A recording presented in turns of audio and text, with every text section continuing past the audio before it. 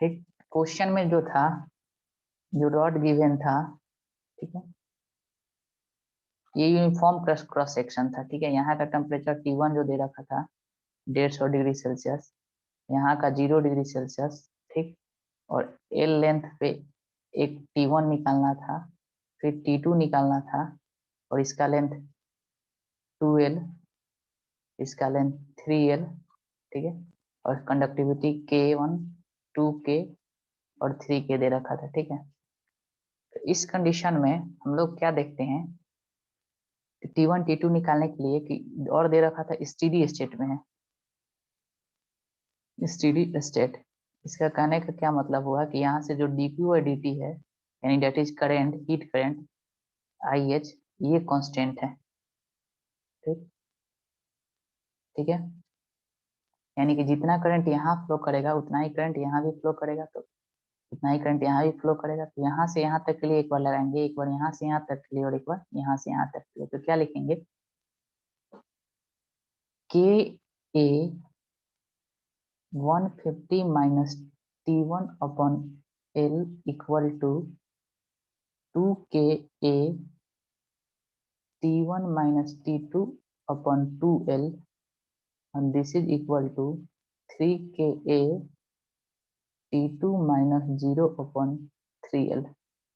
ठीक, जब इसको सॉल्व करेंगे, ठीक है, देखो के, ये भी 2 से 2 कैंसिल, 3 से 3 कैंसिल, और ये पूरा के एल ये कैंसिल हो जाएगा। ठीक, ये पूरा कैंसिल हो जाएगा, तो आ जाएगा 150 minus T1 equal to T1 minus T2 equal to T2। एक बार इस दोनों को सॉल्व करेंगे, एक बार इस दोनों को सॉल्व करेंगे। यहाँ से दोनों को सॉल्व करने पे आता है T1 equal to 100 degree celsius, T2 equal to 50 degree celsius. ठीक है, ये बेसिक सा क्वेश्चन था। ठीक, इसमें एकदम सेम कंसेप्ट लगाएंगे एज केसीएल। ठीक है, केसीएल की तरह सेम कंसेप्ट लगाएंगे। ठीक है, अभी हम लोग एनालॉजी, इसका एनालॉजी भी देखेंगे ओम्स लॉ के साथ। ठीक, चलो सेकंड क्वेश्चन देखते हैं, बहुत ही अच्छा क्वेश्चन है, इंटरेस्टिंग क्वेश्चन है। सेकंड क्वेश्चन क्या है, देखो, एक आइस ब्लॉक है। ठीक है, एक आइस ब्लॉक है। ठीक,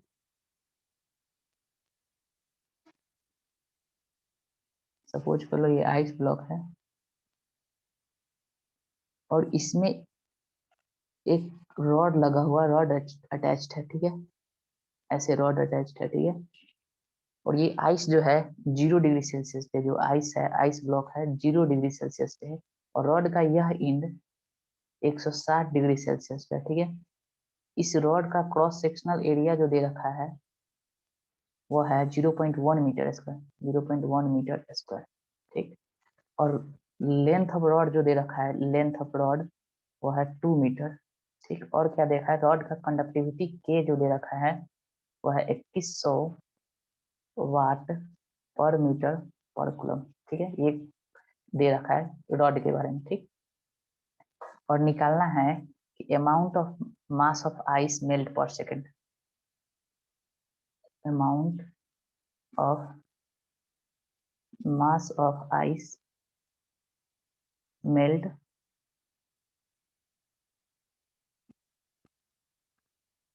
amount of mass of ice melt per second.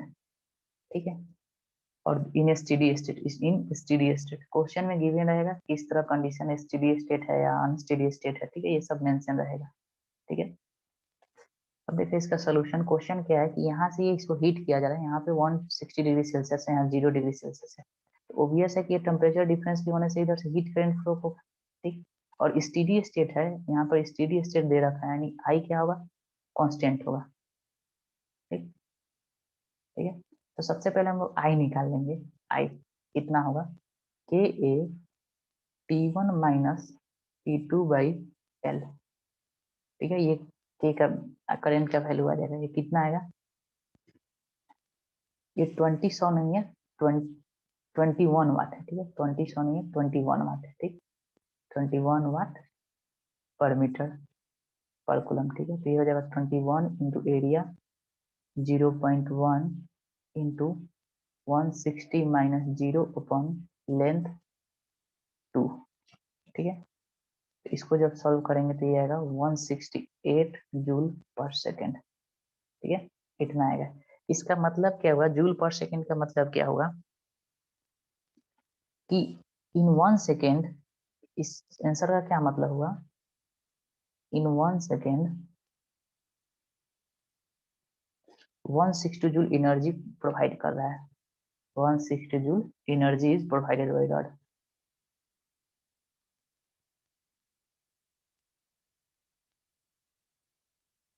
Rod द्वारा क्या किया जा रहा है, आइस को दे रहा है 1 सेकेंड में, यानी पर सेकेंड में 160 जूल दे रहा है। यानी पर सेकेंड मास कैलकुलेशन करें, पर सेकेंड मास,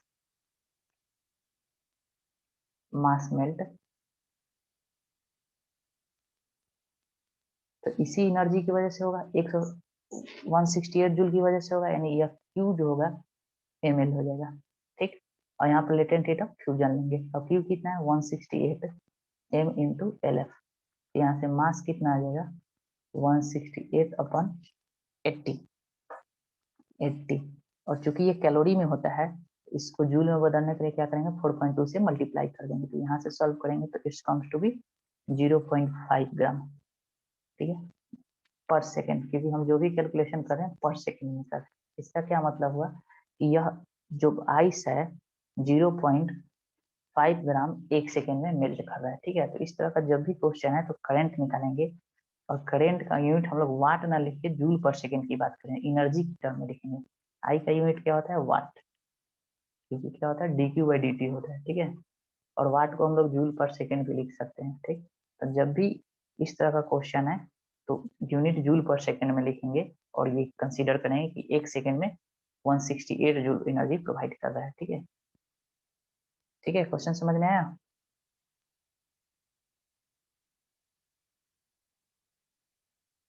क्वेश्चन समझ में आया, आगे चले।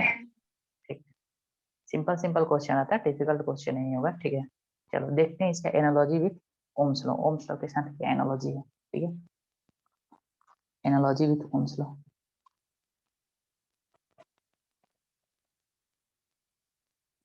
Analogy with Ohm's law. Ohm's law, Ohm's law के साथ क्या एनालॉजी है। ठीक है,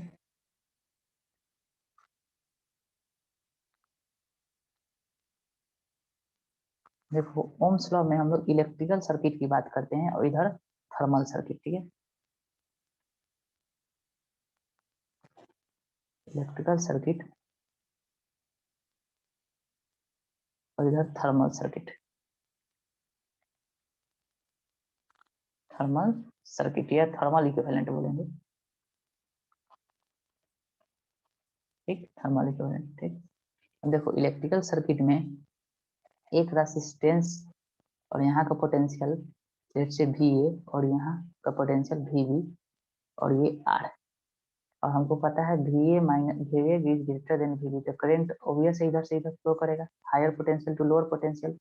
अगर हम यहाँ पे आई लिखना चाहें तो क्या लिखेंगे डेल्टा वी बाई आर, यानी V A minus V B by R. ठीक, और आर को हम लोग क्या लिखते हैं rho L by A, rho L by O. तो यहाँ पे ये जो रो होता है दैट इज कॉल्ड रेसिस्टिविटी।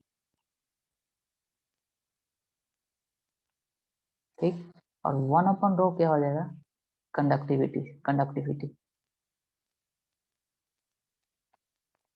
ठीक है, 1/रो क्या हो जाएगा कंडक्टिविटी हो जाएगा। ठीक है, सिमिलरली इसमें क्या बात करते हैं, इसमें हम लोग एक कोई रॉड लेते हैं, ठीक, और उसको 2 डिफरेंट टेम्परेचर पे रखते हैं। ठीक है, यूनिफॉर्म रॉड लेते हैं, तो T1 और T2।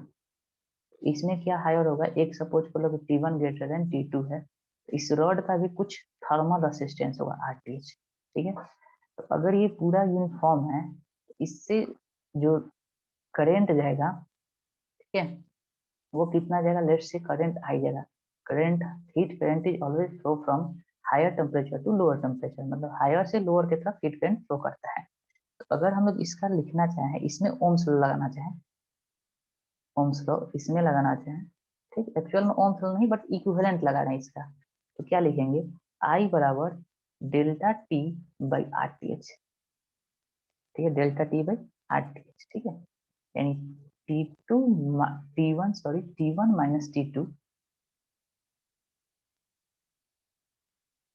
माइनस T2 अपन RTH। ठीक, अब देखो, अब हम लोग इक्वेट करें यहाँ से I बराबर KA T1 माइनस T2 अपन L। ठीक, इसको इक्वेशन 2 ले लो और इसको इक्वेशन 1 ले लो, इन दोनों से इक्वेट करते हैं तो यहाँ से क्या आता है, RTH बराबर 1/K L/A।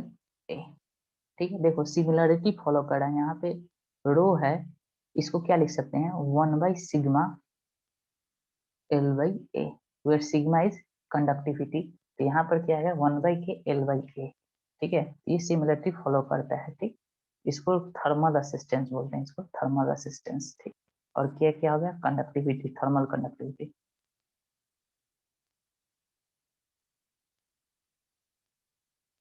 ठीक है, थर्मल कंडक्टिविटी। ठीक है, अब देखो यहाँ पे हम यूनिट की बात करते हैं। ठीक, अगर यूनिट की बात करें तो RTH का यूनिट का, तो RTH बराबर क्या आ जाएगा, I upon delta T/I, delta T/I। ठीक है, यानी डेल्टा T मतलब डिग्री सेल्सियस बाई पर वाट। ठीक है, डिग्री सेल्सियस पर वाट। ठीक है, RTH का यूनिट क्या हो जाएगा, डिग्री सेल्सियस पर वाट। यूनिट ध्यान रखना है सब चीज का। ठीक है, थर्मल असिस्टेंस का यूनिट क्या हो जाएगा, डेल्टा डिग्री सेल्सियस पर वाट। ठीक, अब देखो, जिस तरह असिस्टेंस में दो बातें होता था, एक सीरीज कनेक्ट कॉम्बिनेशन और एक parallel.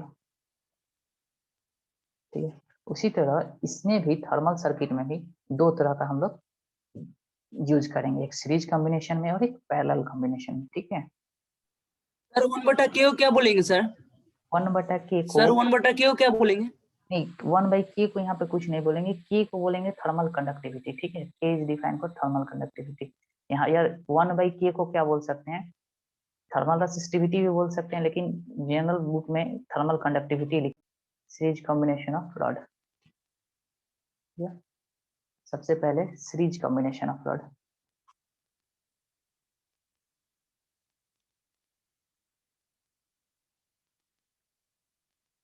Series combination of rod, rod का सीरीज कॉम्बिनेशन। ठीक, देखो, मान लो ये टेम्परेचर, इस इंड का टेम्परेचर T1 है, यहाँ से एक रॉड लगा है, एक यूनिफॉर्म, फिर यहाँ से एक और रॉड लगा कुछ दूसरा क्रॉस सेक्शन एरिया का। ठीक है, फिर यहाँ पे एक और रॉड लगा कुछ दूसरा क्रॉस सेक्शन एरिया का। ठीक है, तीनों क्या है, सीरीज में है। ठीक, और इस इंड का टेम्परेचर कुछ और है। ठीक है, अलग अलग टेम्परेचर पे है। ठीक है, लेट से T1, यहाँ का टेम्परेचर T2, इस इंड का टेम्परेचर T1 है। ठीक, इसका रेसिस्टेंस दे रखा है रॉड, ये वाला रॉड का R1, सपोज कर लो, इसमें इसका क्रॉस सेक्शन एरिया A1 और इसका कंडक्टिविटी K1। ठीक, उसी तरह इसका रेसिस्टेंस R2, एरिया A2 और कंडक्टिविटी, थर्मल कंडक्टिविटी K2, इसका रेसिस्टेंस R3, एरिया A3 और थर्मल कंडक्टिविटी K3। ठीक है, अब देखो, अब हम लोग, और यहाँ का भी टेम्परेचर लेट से T3 एंड T4 है। ठीक है, T4 है, हम लोग को क्या क्या निकालना होगा, T3 फाइंड करना होगा कितना होगा, T4 भी फाइंड करना होगा कितना होगा, और हम चाहते हैं कि इस सबके बदले एक सिंगल रड लगाएं। ठीक है, इन तीनों के बदले एक सिंगल रड लगाएं ताकि same amount of current produce हो। ठीक है, इस रड का जो रेसिस्टेंस होगा उसको बोलेंगे आर इक्विवेलेंट। ठीक है, आर इक्विवेलेंट। ठीक, और यहाँ टेम्परेचर T1 एंड T2।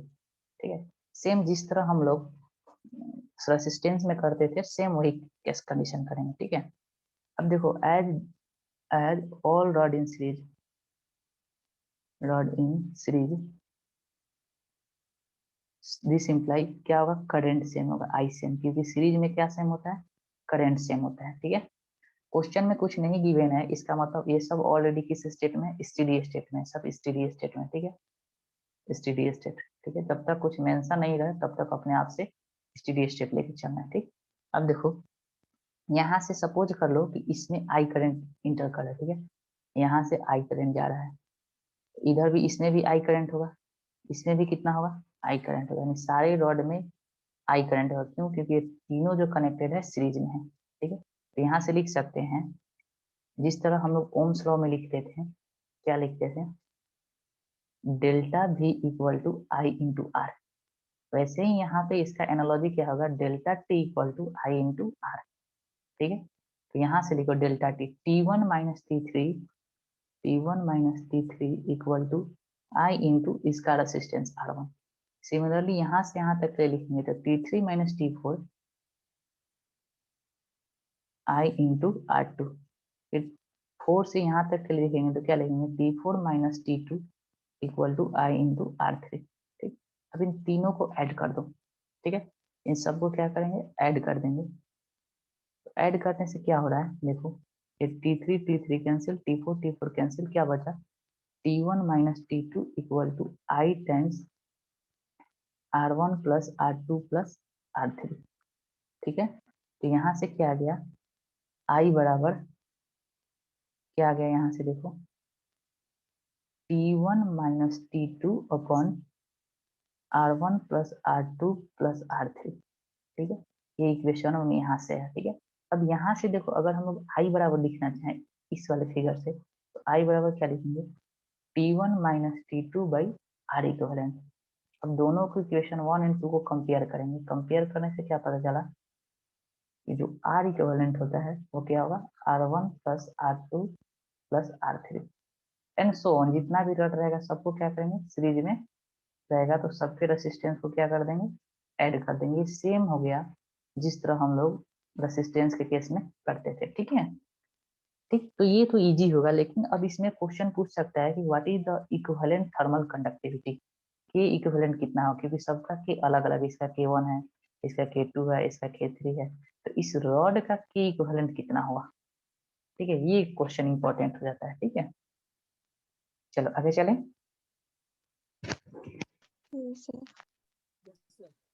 ठीक, अब देखो के बराबर हम लिखना चाहें तो क्या लिखेंगे, के बराबर क्या होगा, L बाई आर ए, यही होगा। ठीक, के बराबर क्या हो जाएगा, L बाई आर ए। ठीक है, अब देखो K1 लिखना चाहे रॉड 1 का K1 तो क्या लिखेंगे, L1 by R1 A1। K2 लिखना चाहें तो क्या लिखेंगे, L2 बाई R2 A2। ठीक, अगर इंडिविजुअल दिया निकालने के लिए दिया जाए तो इस इक्वेशन को यूज करेंगे। ठीक है, इसी तरह K3 बराबर क्या लिखेंगे, L3 upon R2 R3 A3। ठीक है, ये इंडिविजुअल हो गया। बट इक्विवेलेंट थर्मल कंडक्टिविटी अगर पूछा जाए, इक्विवेलेंट थर्मल कंडक्टिविटी,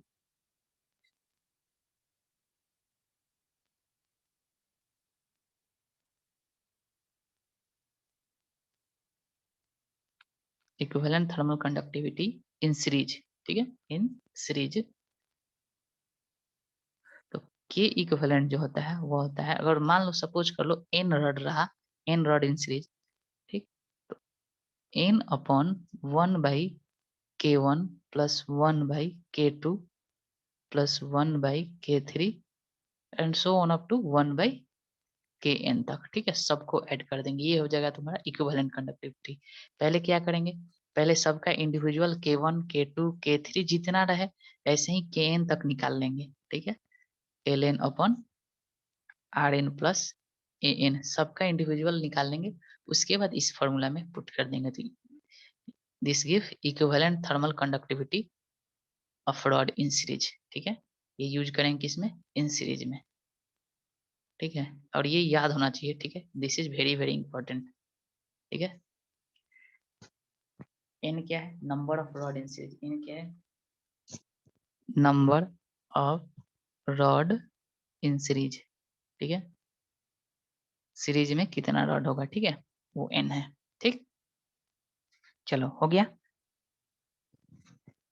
आगे चलें। Yes sir.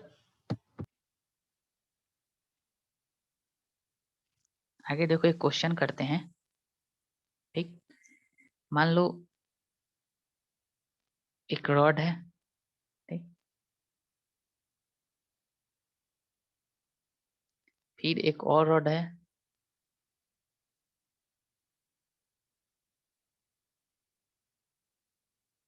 और इससे भी फिर एक और रॉड कनेक्टेड है, ठीक है, 3 रॉड कनेक्टेड है। यहाँ का टेम्परेचर दे रखा है इस इंड का 100 डिग्री सेल्सियस, ठीक है, इस इंड का दे रखा है 0 डिग्री सेल्सियस, ठीक। और क्या यह लेंथ दे रखा है इस रॉड का 2L, ठीक, इस रॉड का भी लेंथ क्या दे रखा है 2L, और इस रॉड का भी इस रॉड का लेंथ है सपोज L, ठीक है। और इसका इसका क्रॉस सेक्शन एरिया, इस रॉड का क्रॉस सेक्शन एरिया A, ठीक, इसका क्रॉस सेक्शन एरिया 4A, और इस रॉड का क्रॉस सेक्शन एरिया A/2, ठीक। और थर्मल कंडक्टिविटी इस रॉड का 2K दे रखा है, इस रॉड का K/2 दे रखा है, और इस रॉड का 2K दे रखा है, ठीक है। Thermal conductivity depend upon the medium, medium पे डिपेंड करता है, किस तरह का मटेरियल पे डिपेंड करता है। K किस पे डिपेंड करता है, मटेरियल पे। अगर डिफरेंट मटेरियल लेंगे तो उसका थर्मल कंडक्टिविटी होगा अलग अलग होगा, ठीक है, ठीक, ठीक है। अब क्या क्या निकालना है, ठीक है, पहला क्या क्या निकालना है, इसका R1 क्या होगा, R2 क्या होगा, R3 क्या होगा, ठीक है। और क्या देखा डाटा में, क्या दे रखा है, L का वैल्यू दे रखा है 2 मीटर, A का वैल्यू दे रखा है 0.1 मीटर स्क्वायर, और K का वैल्यू दे रखा है 10 वाट पर मीटर पर डिग्री सेल्सियस, ठीक है। Find R equivalent of all 3 slab, R equivalent of all 3 slab, 3 rod, 3 rod का R equivalent निकालना है, ठीक है। दूसरा करंट निकालना है, ठीक है। तीसरा K इक्विवेलेंट निकालना है, K इक्विवेलेंट कितना होगा, ठीक है। तो ये सारा चीज को हम लोग को सॉल्व करना है, ठीक है। चलो देखते हैं सोल्यूशन। सिंपल है, ठीक है। पहले R1 निकालो, R1 कितना हो जाएगा L1 by K1A1, K1A1, L1 कितना है 2L अपॉन K1 कितना है 2KA, तो यहाँ से क्या आ जाएगा L/KA, L का वैल्यू 2, K का वैल्यू 10, A का वैल्यू 0.1, यानी ये आ जाएगा 2 पर डिग्री सेल्सियस पर वाट, 2 डिग्री सेल्सियस पर वाट, ठीक है। R का यूनिट क्या होता है, R का यूनिट होता है डिग्री सेल्सियस पर वाट, ठीक है। This is the unit of resistance, ठीक। वैसे ही R2 कैलकुलेट करेंगे तो क्या हो जाएगा L2 बाई K2A2, L2 कितना है 2L, ठीक, K2 कितना है K/2, और A2 कितना है 4A, ठीक है। तो यहाँ से देखो सॉल्व करेंगे तो ये आ जाएगा L/KA, और L/KA का हम लोग वैल्यू कैलकुलेट कर चुके हैं, कितना है 2 डिग्री सेल्सियस पर वाट, ठीक। वैसे ही R3 सॉल्व करेंगे तो R3 सॉल्व कितना हो जाएगा L3 K3A3, L3 कितना है L, K3 कितना है 2K, और A3 कितना है A/2, तो ये सॉल्व करेंगे तो ये भी आ जाएगा L/KA, और ये भी कितना हो जाएगा 2 डिग्री सेल्सियस पर वाट, ठीक। अब देखो ऑल 3 रॉड इन सीरीज, ठीक है, ऑल 3 क्या है सीरीज में है, all are in series. This imply क्या बोल सकते हैं, R इक्विवेलेंट जो होगा तीनों का सम हो जाएगा R1 plus R2 plus R3, कितना लिखेंगे हम लोग 2 + 2 + 2, 6 डिग्री सेल्सियस पर वाट, ठीक। ये आई R इक्विवेलेंट आ गया। तो अब करंट पूछेगा I बराबर क्या होगा डेल्टा T अपन R इक्विवेलेंट, सेम लगा देंगे जिस तरह ओम्स लॉ में हम लोग डेल्टा T को सिर्फ, जो डेल्टा भी ओम्स लॉ में लिखते थे उसको सिर्फ रिप्लेस कर देंगे डेल्टा T से, बाकी सब एज इट इज, ठीक है। तो डेल्टा T कितना है 100 - 0/6, यानी 100/6 वाट, करंट का यूनिट क्या हो जाएगा वाट हो जाएगा, ठीक है। अब क्या निकालना है के इक्विवेलेंट, तो के इक्विवेलेंट कैसे निकालेंगे, के इक्विवेलेंट कितना कैसे निकालेंगे, के इक्विवेलेंट के लिए कौन सा फॉर्मेट निकालते थे, K1 K2 सब पता है, देखो ये हो गया,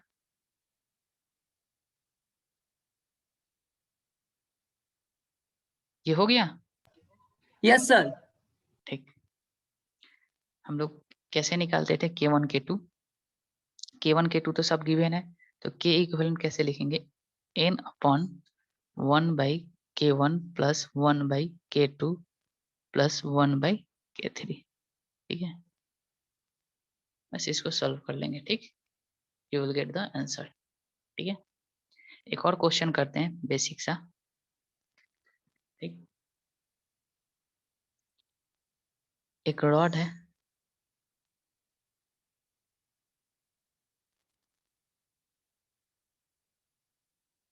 ठीक है, और रॉड से लगा हुआ एक आइस का ब्लॉक है, आइस ब्लॉक। ठीक है, ice block, ice 0 degree Celsius पे है। ठीक, और यहाँ का रॉड का इस इंच का टेम्परेचर 200 डिग्री सेल्सियस है। ठीक है, फिर इसके एल लेंथ पे जाके